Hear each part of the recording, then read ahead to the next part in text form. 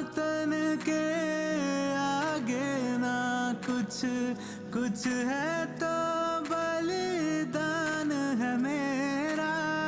जिस्माने सब कुछ है दिया हमें, उसको दिल से सलाम है मेरा। भारत माता का बेटा हूँ, इस देश का रहने वाला हूँ, इसकी मिट्टी पे गर्व मुझे, इस देश का रहने वाला हूँ। भारत माता का बेटा हूँ, इस देश का रहने वाला हूँ, इसकी मिट्टी पे गर्व मुझे। नमस्ते जी, नमस्ते। स्वागत है आपका रोविंग फैमिली के एक नए ब्लॉग में। राजकोट से पूरी नाइट ड्राइव करके संडे के दिन हम लोग पहुंचे हैं जी केवड़िया, और इस ब्लॉग में हम लोग अपना स्टैच्यू ऑफ यूनिटी का जो टूर है वो आपके साथ शेयर करेंगे। तो चलिए एक नए ब्लॉग की शुरुआत करते हैं। Let us start. केवड़िया पहुंचते ही हमने एक होम स्टे ले लिया। एक्चुअली राजकोट से ही जब चले थे उससे पहले ही बात कर रखा था। यहाँ पे बहुत सारे छोटे छोटे होम स्टे मिल जाते हैं। बाबू इधर जो है ना खेल रहा है, सब लोग जो है ना घर में रेडी हो रहे हैं। मैं आपको रूम का टूर दे देता हूँ और रेट्स भी बता देता हूँ। और इस गली में देखिए ना, लाइन से इसके और इसके आसपास की गली में बहुत सारे होम स्टे मिल जाएंगे। तो ऐसा कुछ होम स्टे मिला है। एक्चुअली ये पूरा मकान ही है, जिसमें एक ये बड़ा सा हॉल है, उधर 2 बेडरूम है और एक छोटा सा बाथरूम है। सुबह 6:30 बजे हम लोग यहाँ पहुँचे हैं और हमें 11 बजे तक यहाँ से चेकआउट करना है। मतलब हमने करीब 4 घंटे के लिए होम स्टे बुक किया है और इन 4 घंटों के लिए हमने पे किया है जी 700 रुपीज़। वैसे इस होम स्टे का नाम है जय होम स्टे, बट इससे कोई फ़र्क नहीं पड़ता। यहाँ लाइन से सारे के सारे होम स्टे ही हैं, 50 होम स्टे हैं। आप किसी भी होम स्टे में चले जाइए, लगभग सब में रेट प्लस माइनस 100-200 यही मिलेगा आपको। 1 घंटे में रेडी होकर के करीब 7:30 बजे अब हम लोग यहाँ से निकलेंगे स्टैचू ऑफ यूनिटी घूमने। 7:30 AM सब लोग रेडी हो गए और निकल गए हैं जी अब घूमने के लिए।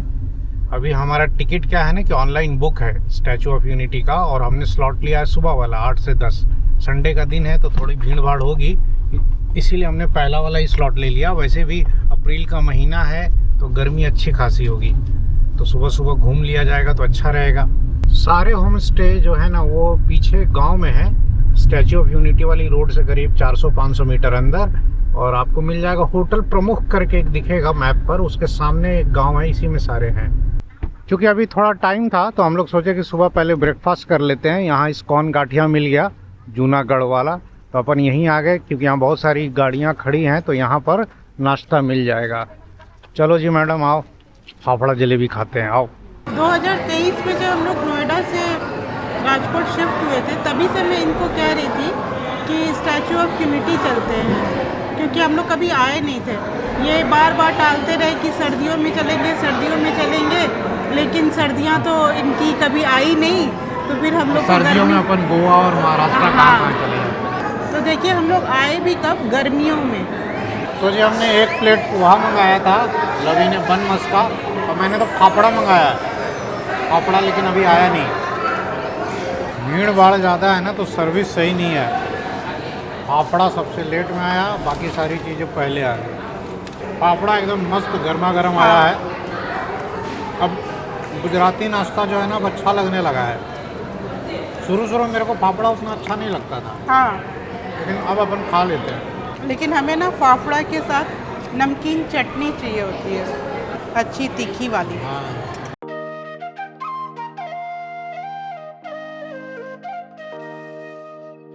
मस्त ब्रेकफास्ट हो गया अपना। अब चला जाए जी स्टैचू घूमने। उधर दूर रोड के ना ऊंचे ऊंचे पहाड़ दिख रहे हैं, मन तो कर रहा है उधर पहाड़ों में ही चला जाए, लेकिन वो कौन से क्षेत्र के पहाड़ है एक बार देखना पड़ेगा मैप में। बाकी इधर जो है ना रोड 4 लेन बना हुआ है स्टैचू ऑफ यूनिटी के आसपास, एकदम मस्त मक्खन टाइप का रोड है।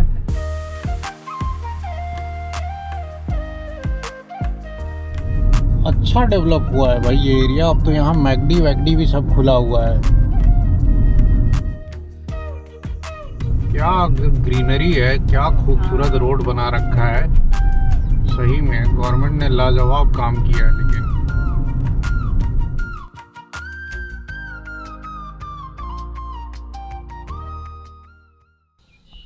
तो जी स्टैचू ऑफ यूनिटी के से 2-4 किलोमीटर पहले ही पुलिस ने रोक करके गाइड कर दिया पार्किंग में। अपन पार्किंग में आ गए, गाड़ी लगा दी है, 50 रुपये पार्किंग का चार्ज है।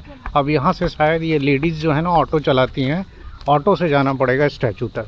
यहाँ आकर पता किया तो पता चला कि भाई बस का जो टिकट है ना वो इसमें इंक्लूडेड होता है। बाकी ऑटो वाले कह रहे थे 1000 रुपये ले करके पता नहीं कौन सा वैल्यू ऑफ फ्लावर और क्या क्या घुमा करके यहाँ ड्रॉप कर देंगे 2-3 घंटे में।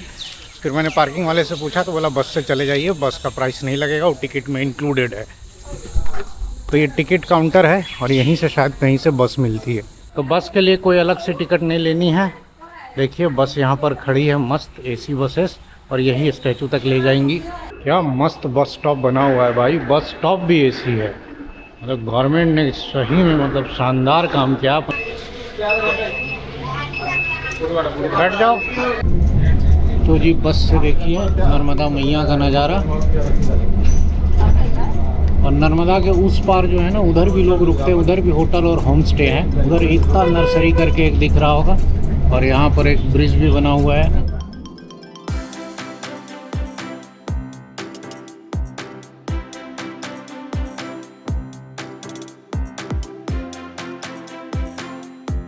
नर्मदा में कितना पानी बह रहा है अभी अप्रैल के भी महीने में।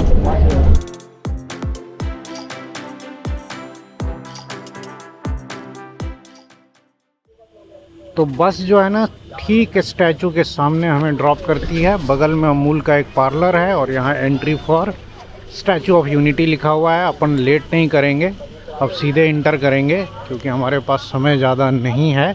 और देखिए भव्य प्रतिमा सरदार वल्लभ भाई पटेल की यहीं से दिख रही है। तो टिकट वगैरह चेक करा करके अपन इंटर कर रहे हैं। टिकट लग रहा है 2-3 जगह चेक होता, आगे भी एक बार चेक होगा। और लगातार ऊपर से अनाउंसमेंट हो रहा है कि पान गुटखा लेके नहीं आना है, खाने पीने का आइटम लेके नहीं आना है, दवा लेकर आ सकते हैं। तो अपन फाइनली फ्रिस्किंग के बाद इंटर कर गए। उधर नहीं जाना है, उधर जाना है क्या? इधर से चलो। इधर मस्त जो है ना लोग फोटोग्राफी करा रहे हैं। स्टैचू ऑफ यूनिटी वॉल पर लिखा हुआ है, और इधर अपन ना छाए छाए में जाएंगे। और क्या ग्रीनरी है, क्या मस्त गार्डन वार्डन बना रखा है। बस जहाँ ड्रॉप करती है वहाँ से कम 500 से 700 मीटर का वॉकिंग डिस्टेंस है जो मेन स्टैचू है। और रास्ते में बहुत सारे फोटोग्राफी पॉइंट है। इधर नर्मदा जो है कल बह रही हैं, और सामने सरदार वल्लभ भाई पटेल सीना तान के खड़े हैं। इस पावन धरती पर आकर हम लोग सरदार वल्लभ भाई पटेल को नमन करते हैं, उनका आभार प्रकट करते हैं कि उन्होंने पूरे भारत को एकता के सूत्र में बांधा। आज़ादी के समय भारत में कम से कम 500 से ज़्यादा रियासतें थी जो एक साथ आज़ाद हुई थी। उन सारी रियासतों को मिला करके कंट्री बनाना कितना डिफ़िकल्ट टास्क था, और वो टास्क इन्होंने बखूबी निभाया। और इसी कारण पूरा देश जो है ना इन्हें लौह पुरुष के नाम से जानता है। स्टैचू से कुछ मीटर्स पहले 100-200 मीटर पहले देखिए एस्केलेटर लगा हुआ है। आराम से इस पे ग्लाइड करते हुए स्टैचू तक पहुंच जाएंगे।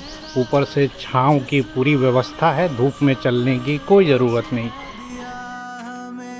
उसको दिल से सलाम है मेरा, भारत माता का बेटा हूँ, इस देश का रहने वाला हूँ, इसकी मिट्टी पे गर्व मुझे, इस देश का रहने वाला हूँ, भारत माता का बेटा हूँ, इस देश का रहने वाला हूँ, इसकी मिट्टी पे गर्व मुझे, इस देश का रहने वाला हूँ। अभी हम लोग जी हैं स्टैचू के नीचे जो गैलरी है उसमें घूम रहे हैं, और गैलरी क्या शानदार बना हुआ है। हमारे पीछे आप देख सकते हैं सरदार वल्लभ भाई पटेल का जो चेहरा है ना वो स्टोन पे है या मेटल पे बना हुआ है, और क्या मतलब बारीकी उसमें है। एक एक जो चेहरे की लाइंस थी ना वो साफ साफ उस पर उकेरी गई हैं। और इस पूरी गैलरी में वल्लभ भाई पटेल की जीवनी के बारे में कुछ है। तुझ पे ना कोई आँच लगे, तू ही मेरी पहचान बने, अब गूंज रही है एक धुन जग में, लहरा दे तिरंगा लहरा दे। और ये जो तस्वीर है इसमें वो सारे रियासत के राजा दिख रहे हैं जिनको एकीकरण में शामिल किया गया था। सारे तो नहीं है लेकिन most of them are present here.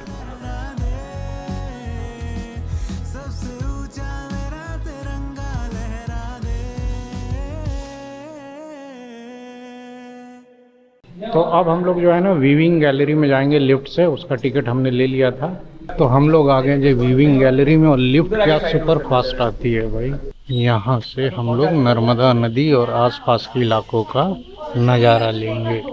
अभी हम लोग ज़मीन से 135 मीटर की ऊंचाई पर हैं, जबकि ये जो स्टैचू है वो करीब 182 मीटर ऊंचा है। भारत माता का बेटा हूँ, इस देश का रहने वाला हूँ, इसकी मिट्टी पे गर्व मुझे, इस देश का रहने वाला हूँ। भारत माता का बेटा हूँ, इस देश का रहने वाला हूँ। ये देखिए इधर में वो एंट्री पॉइंट है जहाँ से हम लोग आए थे। इधर नीचे नर्मदा मैया बहती हुई, नर्मदा के दाहिने तरफ उधर घने जंगल और पहाड़। यहाँ आकर लवी भी खूब एक्साइटेड है नहीं जी? हाँ, और इतना सुंदर व्यू है ना डैम का और नदी का। यहाँ व्यूइंग गैलरी के बगल में एक और जगह है जहाँ से आप स्टैचू का पूरा इंटरनल स्ट्रक्चर देख सकते हैं, कैसे ये आयरन और मेटल रॉड्स पे ये स्टैचू खड़ा है। क्या इंजीनियरिंग मार्वल है भाई, दुनिया का सबसे बड़ा स्टैचू बनाना भाई बच्चों का खेल नहीं है।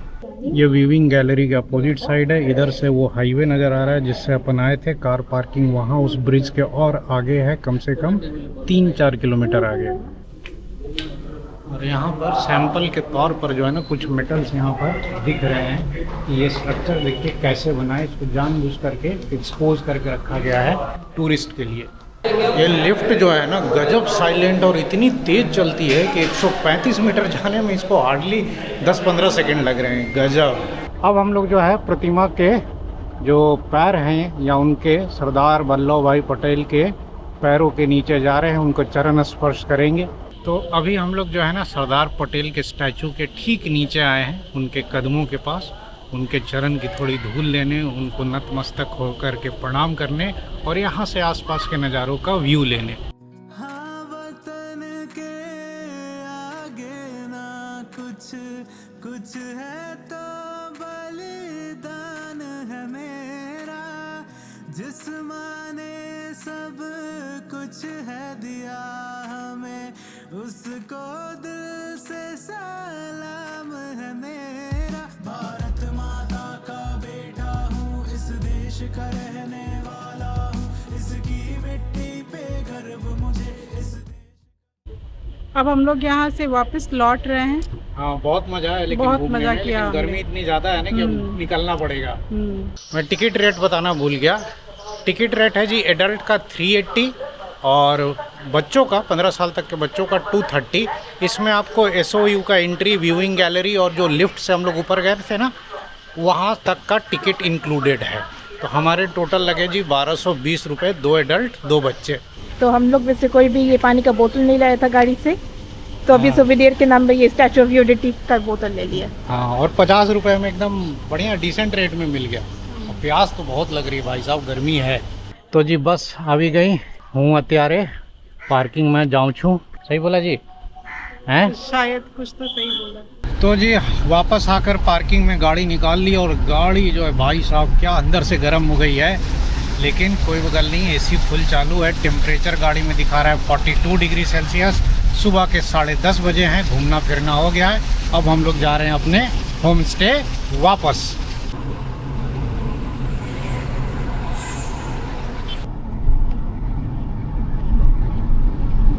तो जी हम लोग घूम फिर करके आ गए वापस अपने होम स्टे का। हम लोग निकले थे करीब 7:30 के आसपास और करीब 10:30-11 के बीच में आ गए। 11 बजे तक की बुकिंग ही थी और अब चेकआउट करके वापस निकलेंगे राजकोट।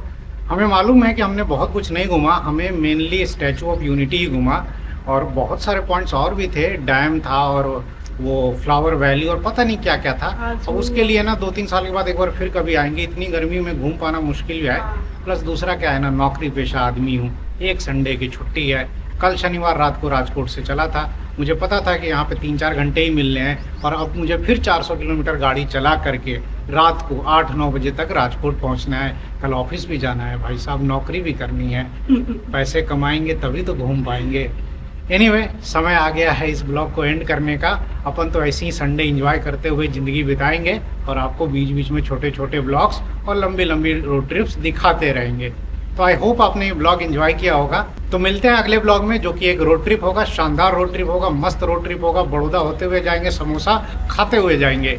तो मिलते हैं अगले ब्लॉग में, तब तक आप अपना ख्याल रखें। नमस्कार। नमस्कार।